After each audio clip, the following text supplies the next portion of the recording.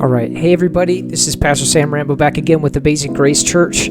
This is another Thoughts from the Pastor episode. And, I just want to say thank you guys so much for hopping on and watching us. If you guys are watching the sermons every week, I just want to say thank you so much for being faithful. It's just been really cool to be the pastor of a church during this time. And I know that that's probably an uncommon thing to hear. A lot of people are scared of it, and a lot of people are, oh no, it's the pandemic or whatever. But, I just really am passionate and think that God is doing some amazing things in our church. He's going to be doing some amazing things in Charles City.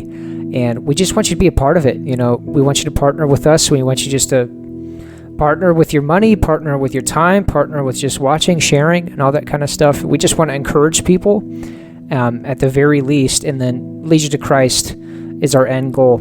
And today we're just going to be talking about the sermon for Sunday.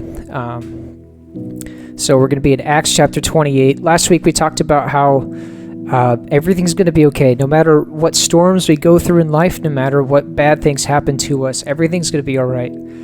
God's going to keep us together, and He wants us to go through it with each other.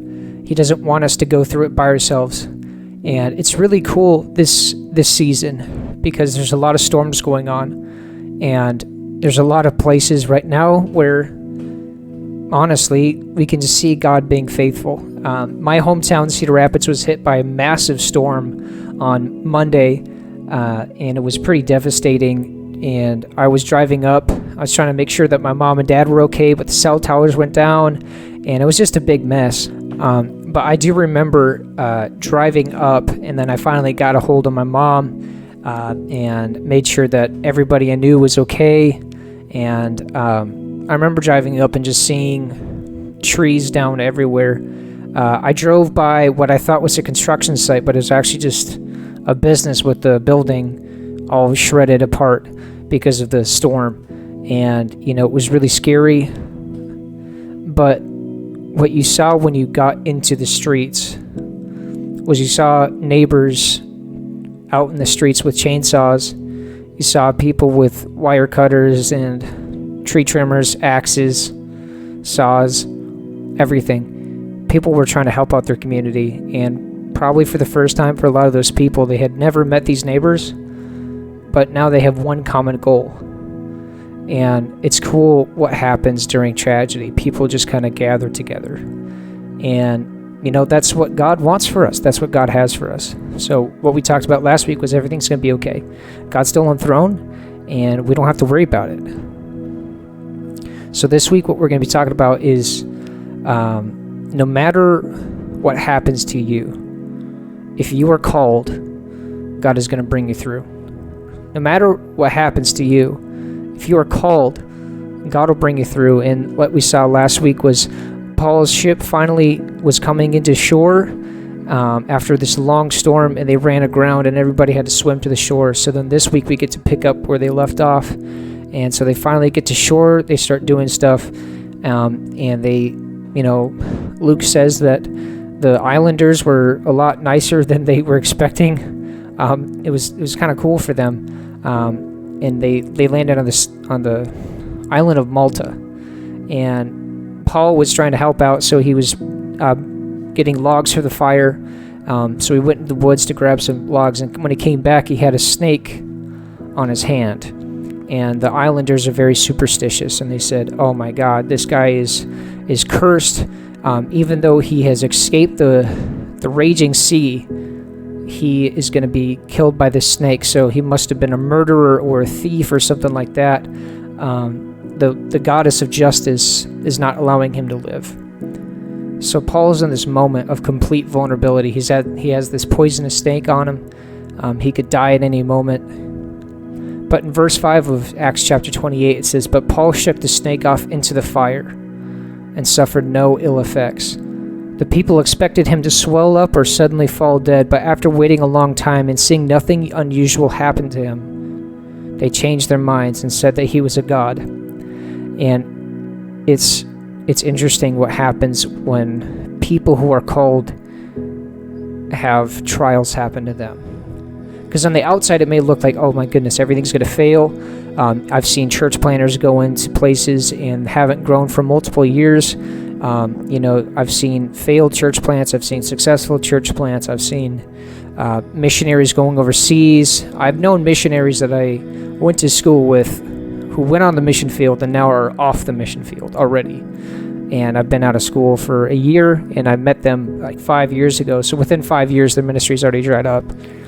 And it's interesting what happens when people who are called get into trials. For Paul, right, he's just survived this shipwreck. He's survived this raging storm for multiple weeks on end. He's survived 2 years in prison. He survived multiple assassination attempts. And all throughout his life, trial after trial, Paul is being spared time after time. And what the people are seeing from Paul in this moment is there's a calling on his life. There's something different about him. Now, they've mistaken him to be another god of their pantheon. They mistake him to say, oh, this is a God made flesh. And in a sense, Paul is, right? Because the Spirit of God himself has descended upon Paul, much like for you and me in our lives. The Spirit of God has fallen upon us, and he's given us power, he's given us strength, he's given us endurance. There's a calling for us. And we get to see that calling when Paul finally gets to Rome. Paul was called to Rome a long time ago, and he had been confirmed multiple times throughout Acts that we've read and seen. So Paul's not worried. Paul's not worried about, is he going to get to Rome or not? And he finally gets there, and then he starts ministering to people who hadn't heard the gospel before. He goes into, it's actually kind of a sweet gig because he has to go to prison, but his prison is actually just to be under house arrest in a home. And he lives there by himself, which is remarkable. Rome is a very crowded city. There's not a lot of places to live. There's not a lot of things. There's not a lot of availability. So for him, he's a prisoner, yet he gets to live alone in this house. So he brings over all these Jewish leaders, and he brings over, Gentiles and stuff like that. And he starts to have meetings in his home. And he said, you might have heard really bad things about me, and you might have heard bad things about my message, but the people in Rome hadn't heard. The Jews in Rome hadn't heard anything bad about him. They didn't really know who he was.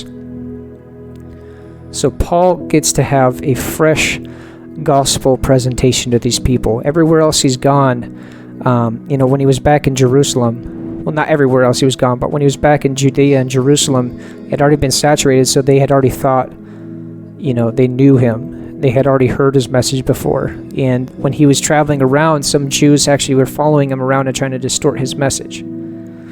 But Paul gets to meet a fresh group of people that hadn't heard the good news. And that's what I think is here for our church.